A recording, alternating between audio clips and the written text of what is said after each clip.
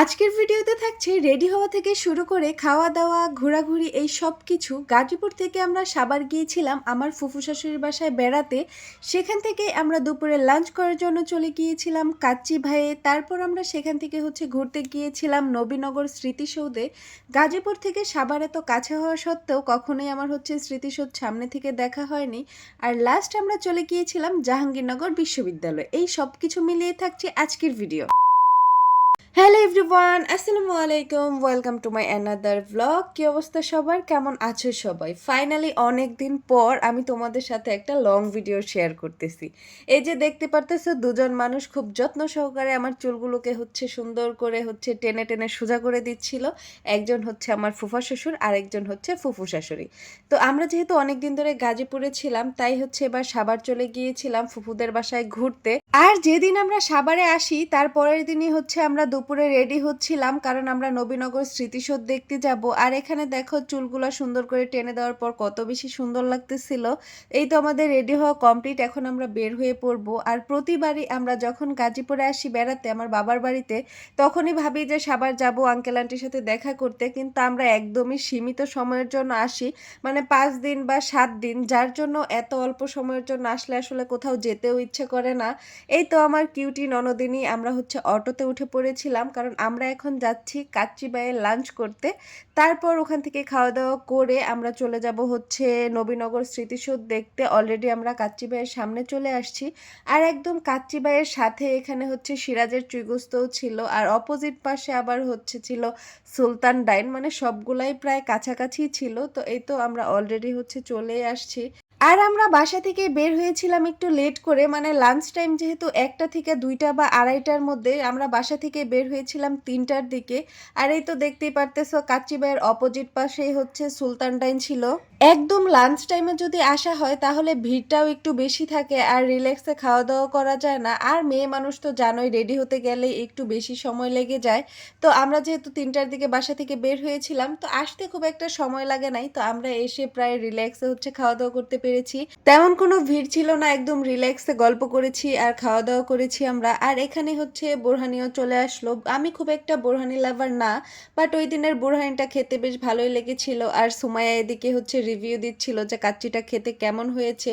তারপর একে একে আমরাও যার যার প্লেটে খাবার নিয়ে নিলাম। আর কাচ্চির আলু খেতে ভাই আমার কাছে সেই লাগে। আমি তো নিজের প্লেটের কাচ্চির আলুটা খেয়েছি, সাথে ফুপ্পিটাও আমি নিয়ে নিয়েছিলাম। এদিকে সুমাইয়া আবার বোরহানি খেয়ে বলতেছিল সেই মজা। তারপর আমিও একটু টেস্ট করতেছিলাম। ফার্স্টেই তো বললাম আমি খুব একটা বোরহানি লাভার না, কিন্তু পরে খেয়েছিলাম, ভালোই লেগেছে। এদিকে আঙ্কেলও একটু রিভিউ দিয়ে দিল যে খেতে ভালোই লেগেছিল। তো এই তো এদিকে আমাদের খাওয়া দাওয়া কমপ্লিট হয়ে যায়। তারপর এদিকে সুমাইয়া কি করতেছে দেখো, ও খাবারের লাস্টে যে একটা দেয় না, কি বলে এটাকে, কি হজ কি যেন একটা বলে, এখন নামটাই মনে পড়তেছে না। যাই হোক, এখান থেকে ও টিস্যুতে নিয়ে নিচ্ছিল যে এটা ও বাসায় নিয়ে যাবে, তারপর খাবে। আর এদিকে আমিও একটু খেলাম। তারপর এই তো আমরা এখান থেকে বের হয়ে যাচ্ছিলাম, কারণ আমাদেরকে এখন আবার যেতে হবে নবীনগর স্মৃতিসৌধ দেখতে। আর গাজীপুর থেকে সাভার এত কাছে হওয়া সত্ত্বেও এর আগে কখনোই আমার সাভার ওইভাবে আসা হয় নাই, আর নবীনগর স্মৃতিসৌধও সামনে থেকে কখনো দেখা হয় নাই। তাই এখানে আঙ্কেল আর আন্টি আমাদেরকে স্মৃতিসৌধ দেখতে নিয়ে আসলো। আর স্মৃতিসৌধ যেহেতু উন্মুক্ত একটা জায়গা, মানে এখানে ঢুকতে গেলে কোনো টিকিট কাটতে হয় না, সেক্ষেত্রে 6টা বাজলেই ওরা সব মানুষজন বের করে দেয়, মানে ভিতরে আর কাউকেই থাকতে দেয় না। আর আমরা এখানে আসতে আসতে অলরেডি 5টার বেশি বেজে গিয়েছিল, যার জন্য আমরা এখানে খুব একটা বেশি সময় কাটাতে পারিনি। ওই তো সামনেই দেখতে পারতেছো স্মৃতিসৌধ, ফার্স্ট টাইম আমি সামনে থেকে দেখলাম। আর এখানে দেখো কত ছোট বাচ্চা একটা ছেলে বসে বসে গোলাপ ফুল বিক্রি করতেছিল, সেটাই আমরা সবাই দাঁড়িয়ে দাঁড়িয়ে দেখতেছিলাম। আর তোমরা কারা কারা স্মৃতিসৌধ সামনে থেকে দেখেছো বা এখানে ঘুরতে এসেছিলে অবশ্যই সবাই কমেন্ট করে জানাবা। আমি তো এটাই ফার্স্ট টাইম আসলাম, এর আগে কখনো আসা হয় নাই। তো ভিতরে আমরা একটু হাঁটাহাঁটি করতেছিলাম, আর এইটা মেবি একটা পুকুর নাকি সঠিক আমি জানি না, যেটাই হোক। তো হাঁটাহাঁটি করতে বেশ ভালোই লাগতেছিল, চারিদিকে অনেক মানুষ ছিল। আর এখানে যে কত মানুষের কবর যার কোনো হিসাব নাই। এইখানে এরিয়াটা অনেক বড় ছিল, বাট আমরা ভালোভাবে ঘুরতে পারি নাই, কারণ আমাদের ভিতরে ঢুকতে অনেক লেট হয়ে গিয়েছিল। আর অলরেডি হচ্ছে দেখো সব মানুষজন বের করে দিতেছে। আঙ্কেল এদিকে হচ্ছে আমাদের জন্য গোলাপ ফুল কিনে নিয়ে আসছিল। আর এই গ্যাস বেলুনগুলা দেখতে এত ভালো লাগে, আমার ইচ্ছে করে যে আমি সবগুলা হাতের মুঠোয় নিয়ে একদম ছেড়ে দেই, সবগুলো আকাশে উড়ে যাক, এরকম মনে হয় আমার। তারপর আমরা স্মৃতিসৌধের এখান থেকে বের হয়ে যাই আর আমরা ঠিক করি যে আমরা হচ্ছে জাহাঙ্গীরনগর বিশ্ববিদ্যালয়ে যাব। এখানেও এর আগে আমার কখনো যাওয়া হয় নাই।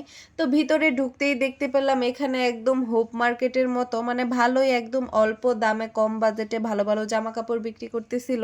তারপর আমরা অটোতে উঠে পড়ি। আর এটার ভিতরে জায়গাটা যেহেতু অনেক বড় এরিয়া, হেঁটে তো আর শেষ করা যাবে না, সেই জন্য আমরা এখানে হচ্ছে রিক্সা নিয়ে নেই। আর এটার ভিতরে দেখলাম সবই হচ্ছে পায়ে চালানো রিক্সা ছিল, মানে কোনো অটো রিক্সা ছিল না। মেবি কোনো একটা অ্যাক্সিডেন্ট হয়েছিল কিছুদিন আগে, সেই জন্য।